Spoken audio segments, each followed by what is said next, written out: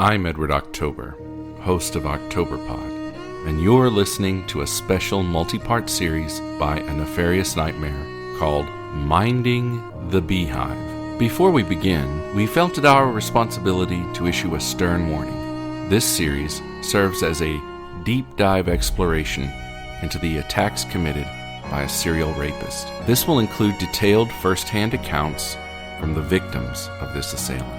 While this series is meant to raise awareness and inspire vigilance, we do understand that such content may trigger painful emotions for certain individuals. Listener discretion is therefore very strongly advised. Last week, we listened to the disgusting phone call, and then we had a chat with Elise from True Crime Cat Lawyer. This week, we will offer up some support and advice to the bees and all victims of sexual assault and abuse with Mama D from Petals of Support. With that, I'm Amanda Cronin. And I'm Courtney Fenner, and A Nefarious Nightmare presents Minding the Beehive, Surviving a Serial Rapist, Part 7.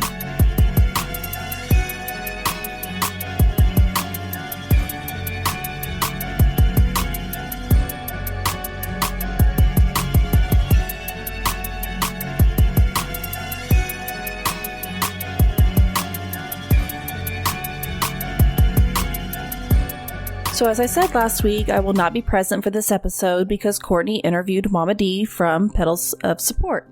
What I do want to say is that there is a good reason why we chose to include Mama D in the series. We found it particularly awesome that her podcast is called Petals of Support and that the bees are reliant on flowers to get their nectar and also to aid in the pollination process, among other things. Without flowers, bees can't survive, and without bees, humans can't survive. Life always goes full circle in that light. Similarly, as bees are resilient and strong, but need to be protected, so are the survivors of sexual assault. And Mama D from Petals of Support will be here to aid them in the process of healing, similar to what a flower does for bees.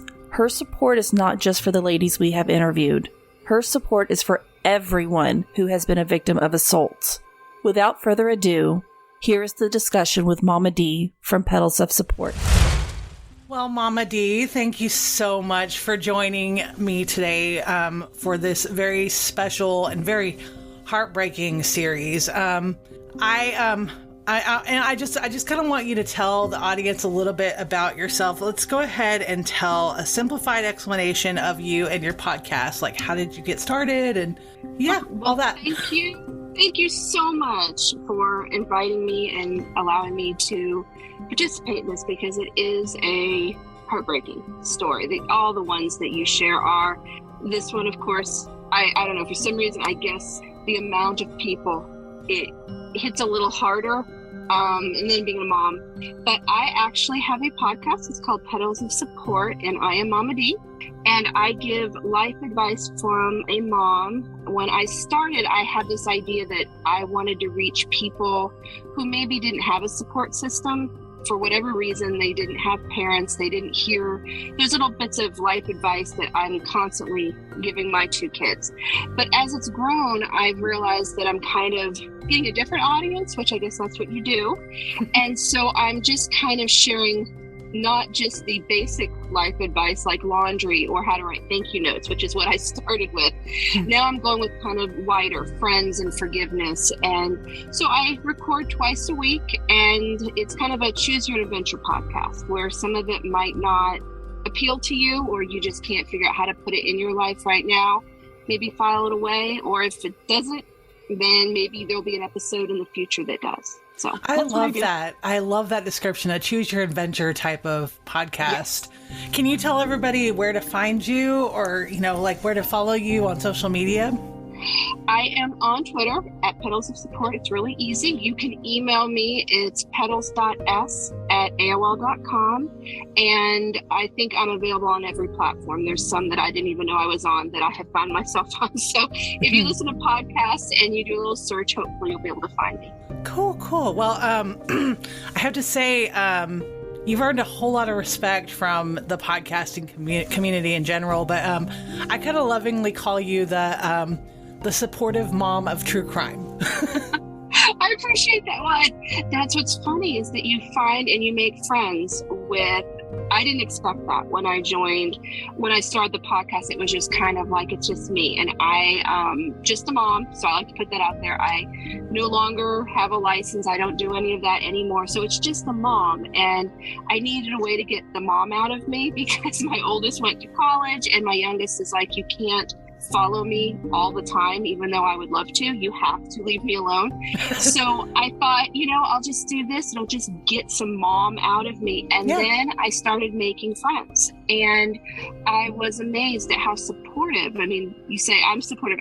I'm amazed at how supportive people have been. And I want to thank you for the stickers that you sent me. They're my very first podcast stickers, and I have them behind where I record. And it's just kind of those reminders that you have people who understand what you're going through and that you can reach out to, because I've reached out to you. You've helped me with some things, and so have some of the other people that I am friends with. And so I talk about support circles, and I want to thank you for being one of the first who just welcomed me and helped me, because you have questions when it's something new. So thank you. Thank you. Seriously. You've you've been there for me a lot more than you even realize. So, and just listening to your podcast, I just can't say enough good things about it. Like I can't, if I did, I'd have to start a whole new podcast called the Petals of Support podcast. Why I would make my kids listen to that, because they're like, I tell them what I do and they're like, yeah, okay, and I'm like, no, I think I'm a social influencer. They're like, that's not what that is. You're not that. And I'm like, but I think people do listen to me. They're like, okay, Mom. So I would show them that and say, see, your mom's not crazy. There are people that listen to me. So hey, Mama D's kids, she's exactly. Definitely an influencer, and it's a good thing. Thank you. Also, always listen to her. She's always right. So, yes. So my first question for you. So you've you've listened to the phone call, and you've also listened to, at this time of recording, you've also listened to part 1 of this big ass series that I did not imagine would get so big. So you're researching. I mean, what I do is one thing, but what you do is totally different. The research, it's not just the research you put in, but these topics, and to have people who are willing to, as victims, come out and talk to you as openly. That first episode was wonderful.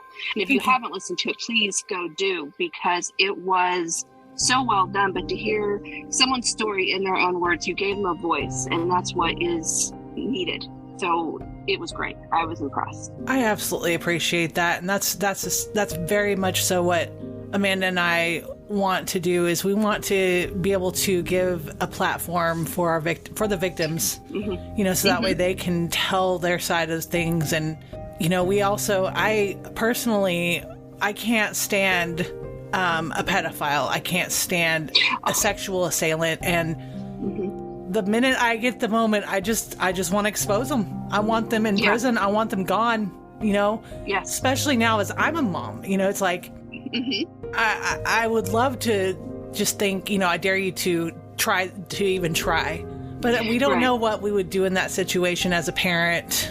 And no, we don't. So I kind of want to dive in a little bit on their, like, whatever disorder or personality that they've got. And I'm noticing that there's a lot of similarities, and it's scary. And this world has just gotten scary. But that does kind of lead me to my question. So as a mom, when you heard these accounts, what comes to your mind just seeing and hearing about all of this, especially from these women? You hit, it's a scary world. And, on one hand, when I grew up, because, I'm not young, I don't think I'm old, but I'm not young. And things were, it was scary then, because if somebody, went missing, or if something happened to you, you didn't have the ability to tell your story to a bigger group of people, to connect with other people who might also be victims of the same person, and then warn others. You didn't have that. But then with the world the way it is with social media, these horrible people have more access to people that, you know, when I was dating, you didn't use, you know, social media. That was kind of the tail end, and that was just, you know, using AOL and, you know, finding some strange person that lived though in your area. So it's a scarier world as a parent because, you know, to teach my kids that you might just be playing a video game and this person is claiming to be your age and wanting to play with you. And you think, well, you know, back when I was a kid, well, you played with your friends, you know, you knew parents, everybody knew each other. It was very rare that you ventured out of your town as much. And now it's, you know, my youngest could be playing a video game supposedly with somebody that lives in Utah. I don't know, does a person, you know, it's so scary. So as a parent, you are constantly, I think, more on edge. The idea is if something happened to them, you have an easier reach out to hopefully find them or find the person who did it. But there's so many more people, you know, I mean, the world has grown so much bigger for our children, and that's frightening. It's very frightening. There's an argument specifically between my mom and I, but I mean, I know that this argument has come out to play in several different scenarios. A lot of people say that the world just wasn't this scary back in the day. And I have to say, like, I disagree with that because I think that they were just a lot more hidden. You know, back in the day, there's even been accounts like as early as like BC, you know, like where people were being sexually assaulted and pedophilia was happening. And it was, for whatever reason, a lot of that was a lot more accepted back then too. And and it's just, I just find it's really interesting how they say, well, back in my day, this wasn't happening. And then they blame like millennials or it being 2022 and all of these, like all a little bit more of the liberal things that are occurring. And it's just like, there's no, like, we can't sit here and point fingers at things like this. We have to recognize that this has been occurring and that maybe this is actually the time where we put our foot down and make a bigger effort to stop it, you know? Yes. I think about when I was in school, and I don't ever remember somebody talking to us about, you know, if somebody does something to you, talk to somebody. Yeah. You know, it was not taught, and you know it was happening. You know it was happening, but no one ever said, you know, believe the child or believe the victim. Yeah. You know, my oldest came home and he was singing this. It was so horrible. No, don't touch me there. That is my no-no square. Yeah. And he sang it over and over again. Well, he heard it in school. And it was something that they were taught as if someone touches you, say no and tell somebody. And I thought, as much as it was kind of, you know, this silly, and I remember him coming home and me going, what in God's name was you singing? Because that's not, but when he explained it to me, you know, and it was a silly thing to him, but then again, it stuck, you know, he knew that. Yeah. And I think that is where it's always been a scary world. It's just now people have their eyes open that it is, and that we need to do something about it because, you know, and then just with the ability of social media, you know, you hear about these things happening. It used to be if you saw it on the news, you know, horrible things were happening in other states, but where I lived, we didn't hear those news stories. Now I can hear news stories from everywhere, and it really has opened eyes, but you know it was happening before, it just was silenced, and that's not good. That's not what we want. People were afraid to talk about that kind of thing. They were. It's almost like they were afraid to speak it into existence, but unfortunately, it already existed. Another thing, it's really interesting that you bring up the no-no square rhyme. I remember hearing that when I was young too, and I'm not that much younger than you are. It's really, but that's been going around for a while. But what I did learn is whenever I worked at at a place that would prevent pedophiles and sex offenders and the like from entering into volunteering or being employed by, child serving organizations. And they gave me some extensive training, which is going to be happening throughout the series. I'm actually planning at this time of recording to give a little bit of a training from what I've learned. But one of the things that we did learn is it's actually important to not call your private parts, something like there was one point where, and I feel like I'm kind of backtracking, and I apologize. Okay. There was one point where, a little girl was at the pediatrician, and she said something about how she had a cookie, and just so you know, this is getting kind of graphic. So those of you listening, I'm sorry, fair warning. But she was like, she had a cookie, and she said that her uncle had eaten her cookie, and her pediatrician was just like, oh, okay, well, that's, it's just a cookie. The reason why it's important to actually have the proper name of a part is because if you are going to if your child is going to go to a pediatrician, it's important for them to be able to identify that part. So that way, yes, I agree. The parent and the pediatrician can both report as necessary and know exactly what's happening. So, when they say no square, yeah, that's a really good step. And I think that, unfortunately, nowadays, it has to be in steps. I would love to think, I'm hopeful. Where will we be? Where will my grandkids be? What will be acceptable to talk about and teach them in school? Yeah. Maybe we need some stuff, but I completely agree with that, what you're saying. Yes. Yeah. So, listening to, you listen to the phone call and you listen to that first episode. What was like, how did that make you feel?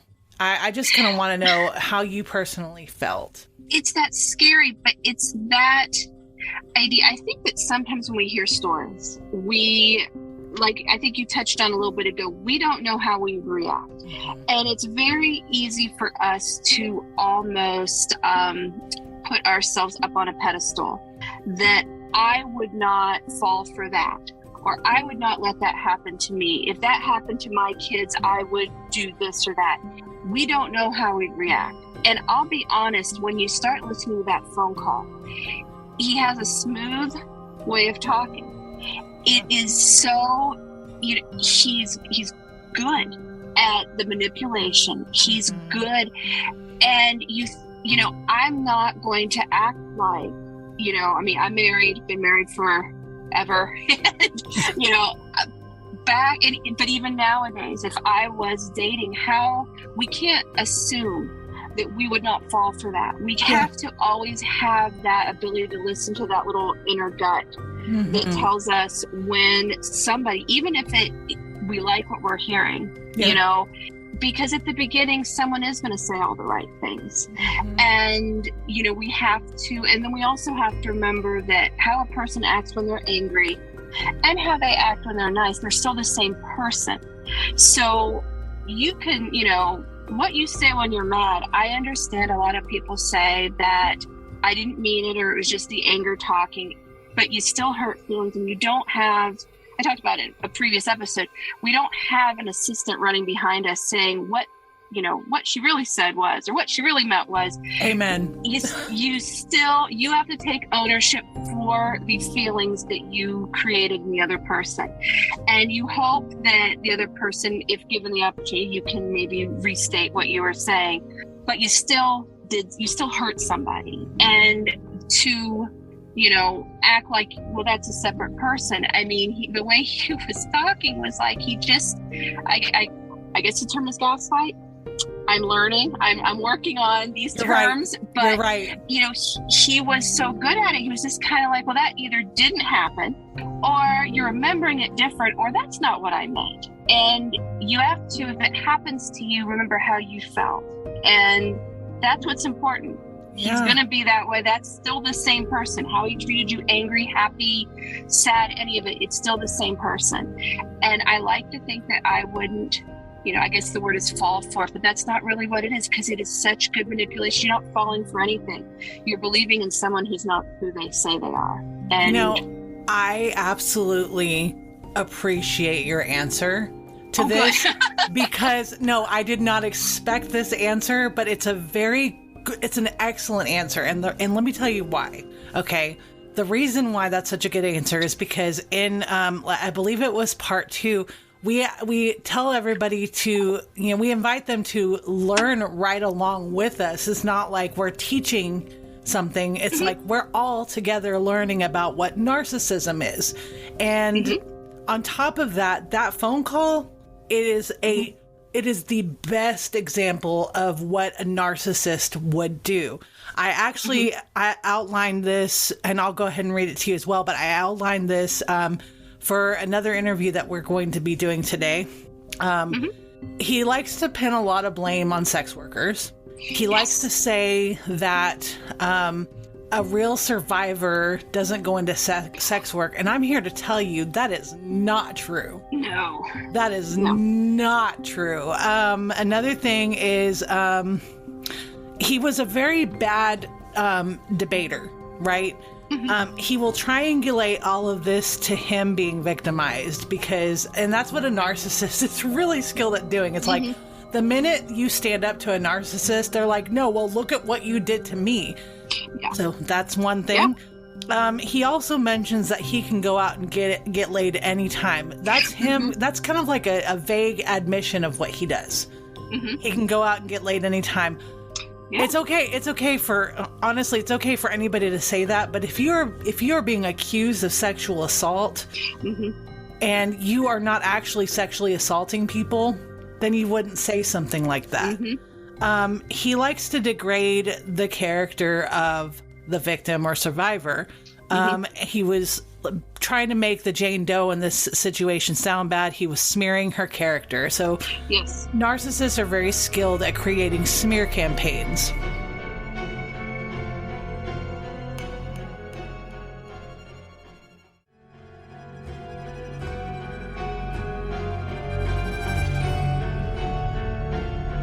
Also, another thing that I learned in that organization, it was run by a husband and wife lawyer team. And one of the things that they taught me is that you have to listen for no and yes answers versus non-answers. So if somebody ever, like if you're involved in a trial, if you're listening to somebody who is the subject of the trial, who is the, the assailant, right?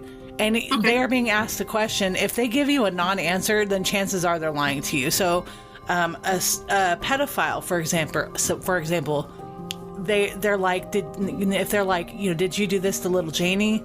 If they say no, then they didn't. 99% of the time, they did not. But if they say something instead like, oh, I would never do that, they're not saying no. No, right. So, and the fact is he was saying, I never raped anybody, but you didn't say no. You know what I mean? Right. So, and then he mentions Johnny Depp versus Amber Heard. I thought that was interesting. Yeah. I mean, there's just so many notes that I took just based off of that phone call. Like, he was turning the conversation back around on the sting in that situation. He kept counter arguing. He was saying things like, oh, I'm over it. I think it's funny. Right. You don't treat this situation like it's not a big deal. Especially, if you or I were being accused of doing the things that he had done by many women who have the same exact story, we wouldn't be like, oh man, whatever. No, we would be, if we were not guilty of something like this, we would be like, I did not do this, and I would do everything, or you would do everything in your power to stand up and say, no, I did not. Right. And I would also go and be like, I am so sorry if I have ever made you feel this way. Instead, he's like, no, I'm going to pin blame. I mean, right. Everything about that phone call, it just says. He just kept deflecting, and exactly.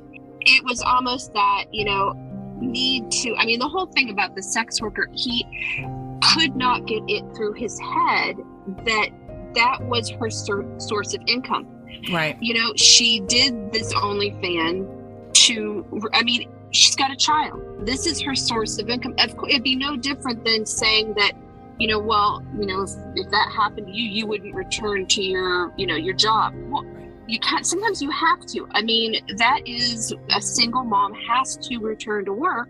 She was trying to normalize her life somewhat, and she knew she had a responsibility, which was her child, and he just could not. And it's like, no matter how many times he could not get it through his head. It was like, no, because his point was, she's a bad person.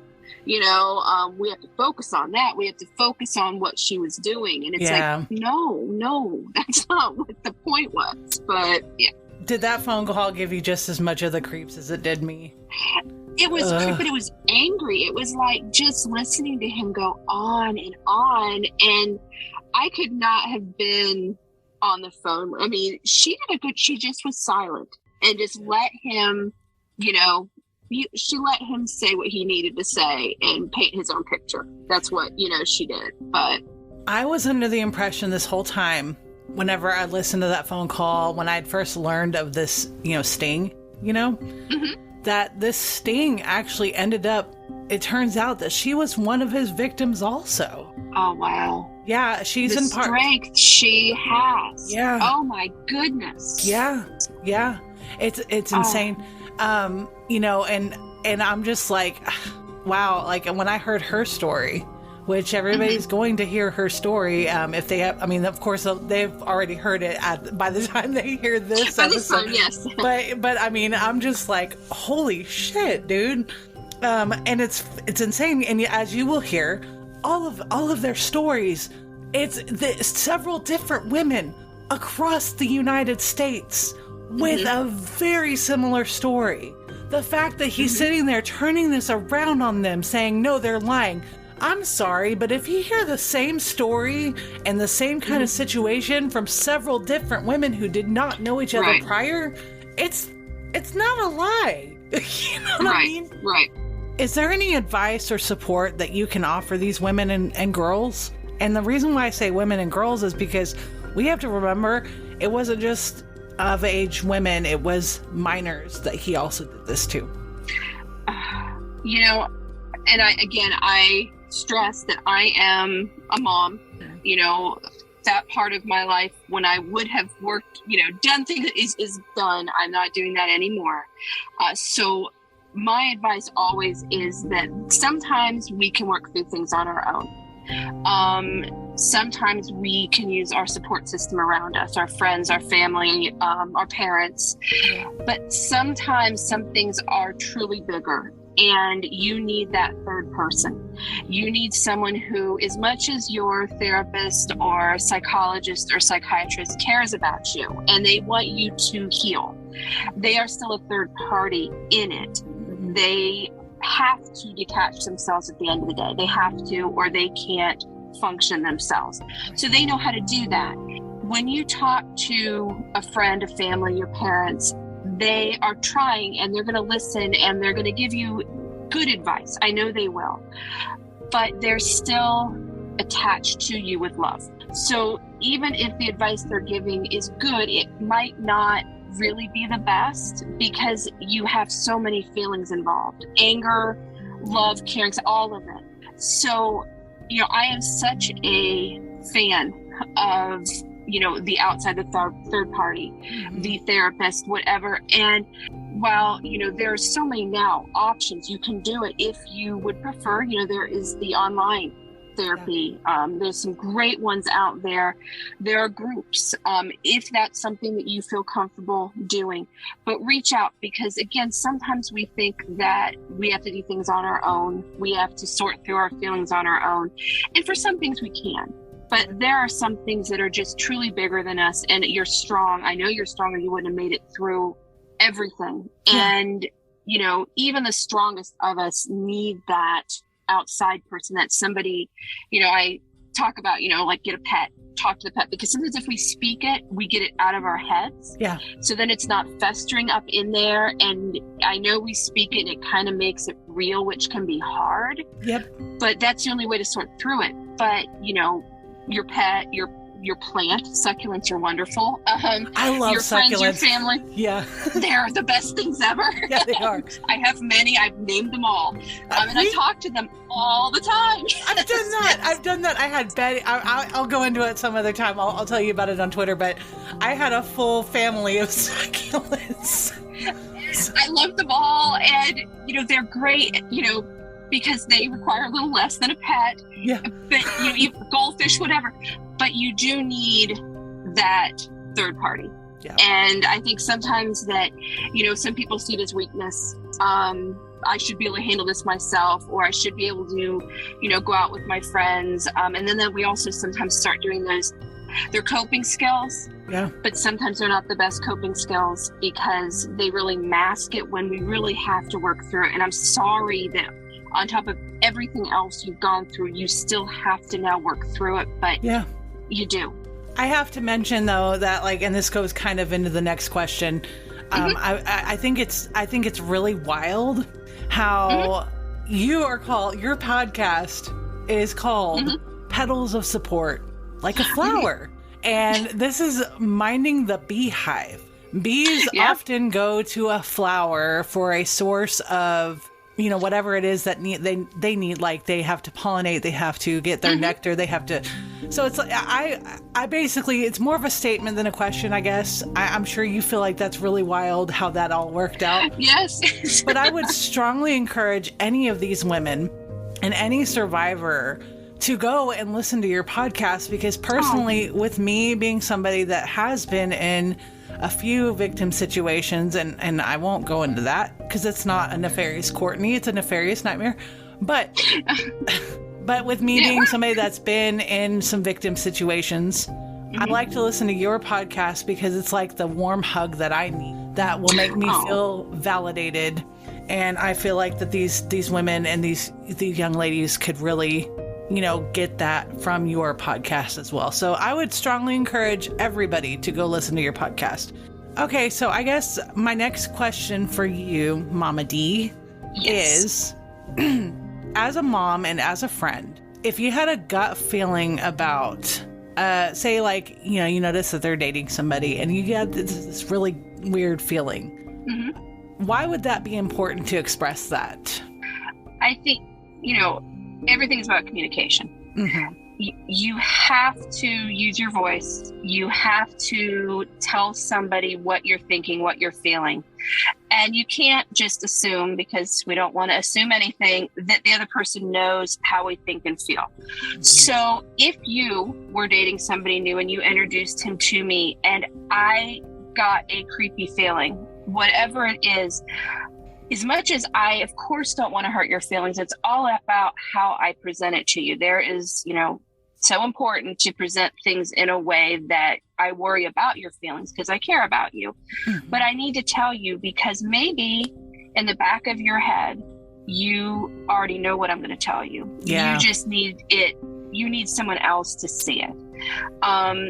It's just so important to warn those around us because we also assume that, never assume that you have gut feelings. Sometimes those can be clouded. Sometimes we don't want to hear what we're telling ourselves. Yeah. So if I'm feeling it for you, I need to tell you. It's just so important to communicate.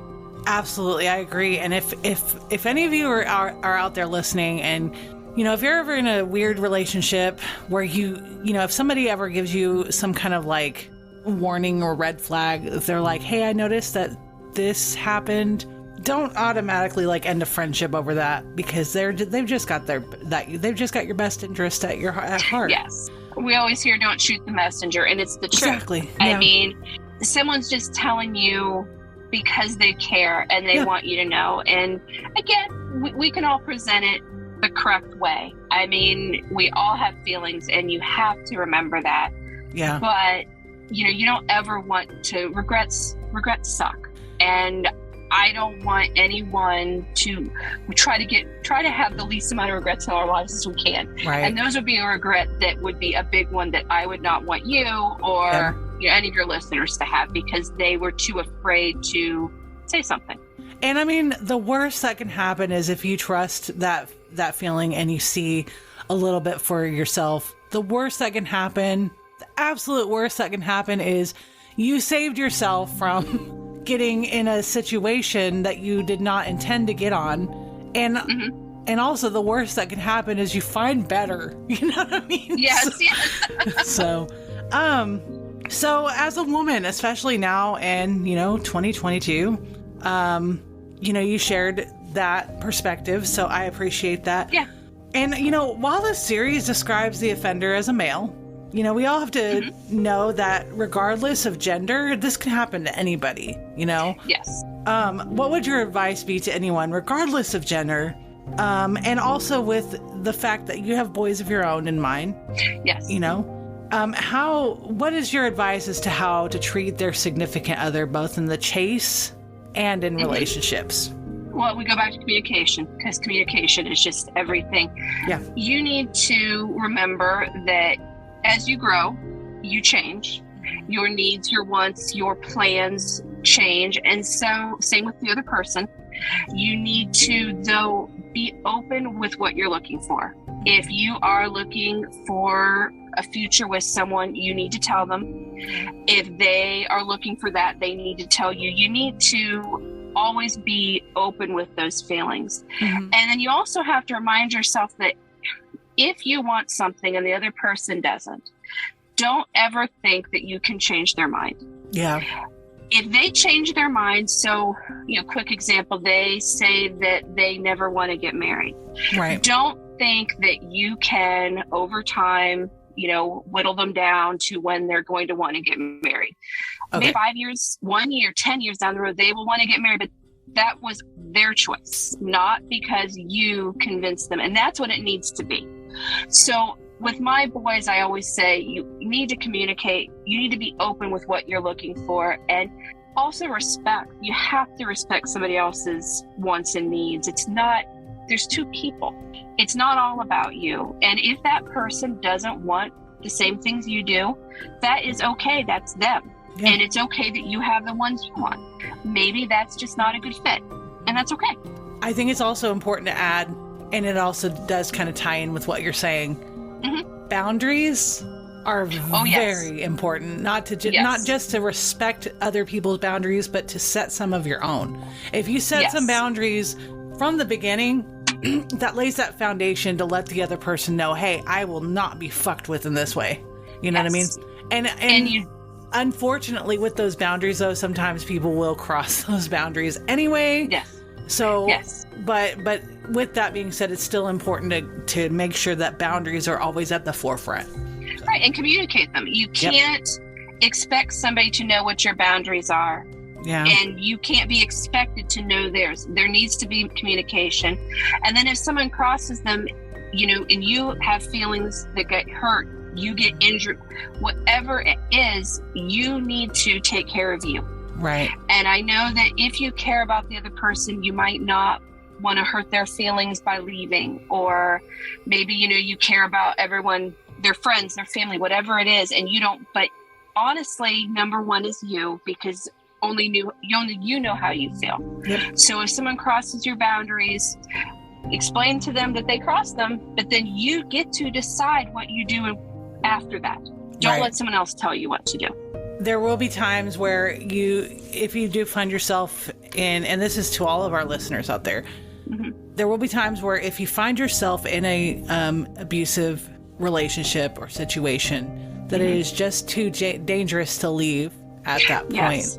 As soon, and I really want to make this very, very, very clear. If you ever find yourself in that position, the moment you find that it is safe to do so, call law enforcement. Find yourself a place where you can stay, that they will not find you, and make sure that you have that support system. If you do not, utilize every resource that we include in our show notes, because honestly, you have to make a way out of there if you can. And I mean, this is not to say that this is your fault, because it's not. No. But just make sure, as soon as it's safe, if it is an inkling of being safe to do so, get the hell out of there and call 911 and get yourself in a place of anonymity. You know what I mean? Yes. So with that, what is your hope after the release of this episode, or this series rather.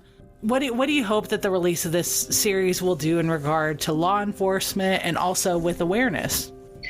Well, first, I hope that all the people that you interviewed, all the victims, survivors who listen, feel that their voice was heard. At least it will be heard by me. If nothing else, I heard you. So there's one, and realize how strong you are, and that gives you strength to keep speaking out, because maybe you can only reach one at a time, but that's one person you're reaching, and that's so important. I hope that more people listen, and it's all about awareness. It's not just that I hear these episodes, it's that I then tell others to listen, because that gets their voice heard even more. And it's that spreading that awareness. It's allowing people who have been victimized, it gives them strength themselves to come out. And when it comes to law enforcement, when it comes to anyone that has some sort of, quote unquote power, to listen and do something about it, because people need their voices heard. People need their voice, and it's our job to give it to them the best we can. And any final thoughts? I thank you. I thank you for this opportunity. I hope that I did justice to this topic, these stories. I hope that I gave some sort of piece of advice to someone. I don't know. I rambled a lot.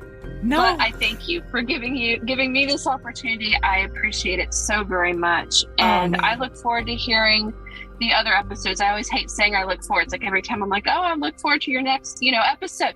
I don't really, but I do. So, I mean, it's just, how do you say that correctly? No, there's honestly, that's another thing that's always been a thing. Like we all say, we hate to say that we're fascinated by it, but we're fascinated by it. You know what I mean? Yes. I mean it in a way that I can't put into words, but I just thank you for trusting me. I thank you for seriously joining us on this, because honestly, I think that these girls want nothing more than, your nice podcast hug that you can give, that you can only get from Petals of Support podcast. Thank you. Strongly recommend your podcast to everybody, especially like in the true crime community, because mental health is a big topic within the community right now, especially with true crime, because as you delve more and more and more into these stories, it really does. It fucks with you. I can only imagine what it does to these young ladies that I've interviewed. I can only imagine. And one of them, one of them, real quick, I've got to say, I sat there and I watched her. She was the one that had she had a big story. Okay. And I sat there and I watched her dissociate to the point that I was concerned about her. Mm-hmm. Like this traumatized her very badly. I am still concerned about her. And I mean, I won't mention which one, but I just was just like, wow. I even went and was like, is she okay? Do I need to call somebody? I mean, mental health, it is very important in this space. And Mama D, you offer that kind of peace. I mean, if you are not a therapist, you really should be. So.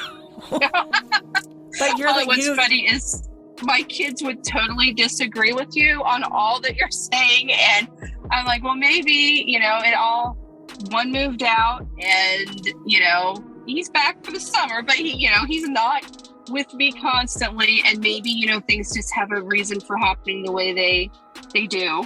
And we can thank the boys for buying me the podcasting equipment and telling me to get away from them, because then I can do this. But I just think what I really will quickly say is I love that these women have found a community, because they're all, I'm sure, in different stages of healing, whatever healing will be for them, and they can help each other and you're going to backtrack, you're going to move forward. That's what healing is. And I love that they have each other. And, if this is something that's happened to you, then reach out, because, community is important.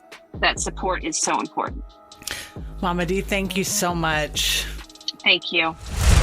Next week, we will conclude this series with part 8, where an anonymous victim came forward with their story.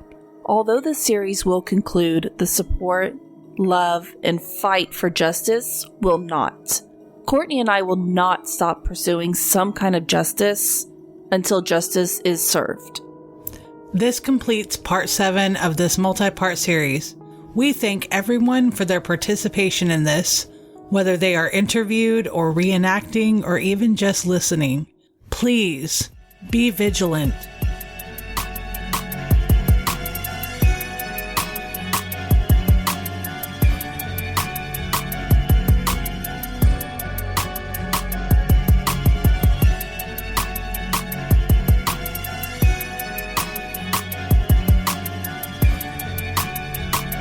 Thank you for listening to A Nefarious Nightmare Podcast.